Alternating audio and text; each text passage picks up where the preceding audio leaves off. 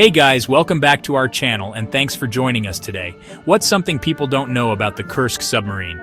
The Kursk, an Oscar II-class submarine, was Russia's pride, a symbol of renewed naval power after the collapse of the Soviet Union. It represented not just advanced engineering, but also the hope of a nation eager to reclaim its place on the world stage. The Kursk was a testament to Russian ambition and technological prowess, a floating fortress beneath the waves. At 154 meters long and powered by 2 nuclear reactors, the Kursk was considered nearly unsinkable. It was crewed by 118 of the Northern Fleet's best sailors, highly trained, disciplined, and proud to serve aboard such a formidable vessel. For many, it was the pinnacle of a naval career. In August 2000, the Kursk led Russia's largest naval exercise in over a decade, a display of strength in the unforgiving Barents Sea. The submarine was tasked with a live torpedo drill, a critical test of both crew and machine in the harsh Arctic environment. The operation was meant to showcase Russia's military revival under its new president, Vladimir Putin, who was eager to demonstrate the country's renewed confidence and capability to the world. As the Kursk submerged that morning, the atmosphere was tense but focused. The crew, experts in their fields, worked in perfect coordination, unaware that disaster was silently approaching from the depths below. Above the waves, the rest of the fleet waited for the Kursk's torpedo launch. Below, the submarine's crew prepared for what should have been a routine mission, confident in their training and their vessel.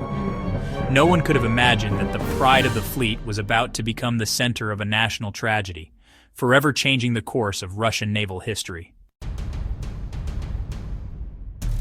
Disaster struck without warning in the Kursk's torpedo room. A leak of volatile hydrogen peroxide triggered a massive explosion.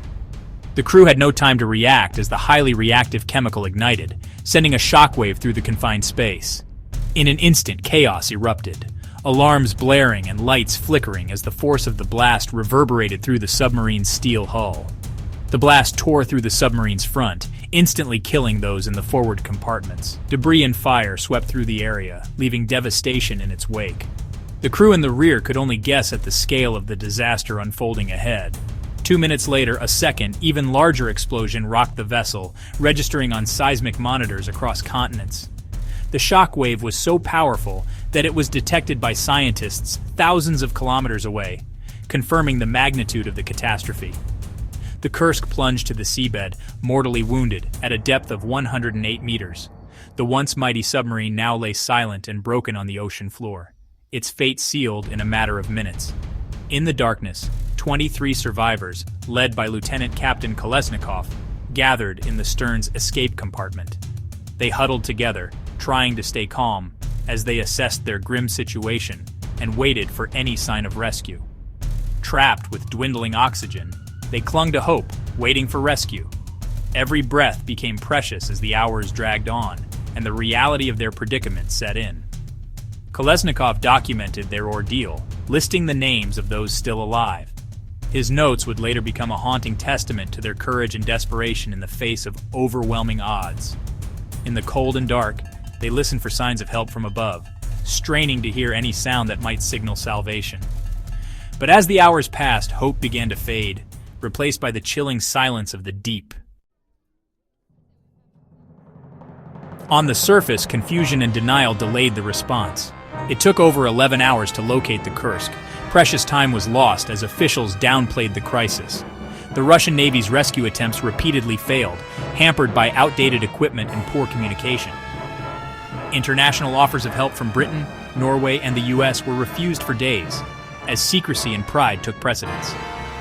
The world watched in frustration as Russian submersibles struggled to reach the trapped sailors. Each failed attempt narrowed the window for survival. Only after days of failed efforts did Russia accept foreign assistance. By then, hope for the crew was fading fast. As days passed, public confusion turned to outrage. Families waited in agony at the Kursk's home port, fed false hope by contradictory official statements. President Putin's delayed response and the government's secrecy fueled national anger. When Putin finally met the families, he faced raw, public fury, an unprecedented moment in modern Russia. After 5 days, Norwegian divers opened the escape hatch with ease, succeeding where Russian teams had failed. But it was too late. The compartment was flooded, and all 118 crew were lost. The tragedy became a symbol of institutional failure and the cost of secrecy. Lieutenant Captain Kolesnikov's note, recovered from his body, became a haunting testament to the crew's final hours. The official investigation confirmed that the disaster began with a faulty torpedo, which exploded inside the submarine and set off a devastating chain reaction. This tragedy exposed deep systemic failures within the Russian Navy, outdated equipment, inadequate safety protocols, and a pervasive culture of secrecy that prioritized image over the lives of its sailors.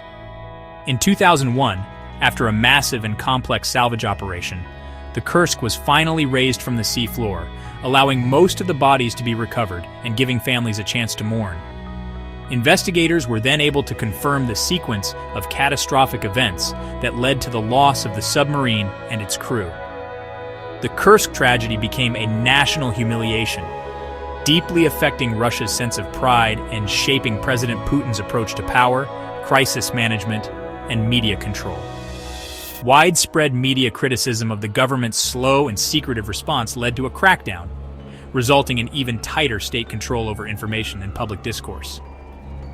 While some naval reforms and modernization efforts followed, the legacy of the Kursk remains complicated, a story marked by sacrifice, grief, and the loss of transparency in Russian society. For the families and the nation, the disaster is a stark reminder of the human cost of institutional failure and the dangers of neglecting accountability. Today, the name Kursk endures as a solemn symbol, a tragedy that should never have happened, but one that must never be forgotten. If you found this story compelling, please remember to like and subscribe to our channel. Drop us a comment and let us know which topic we should cover next. Until next time, stay entertained.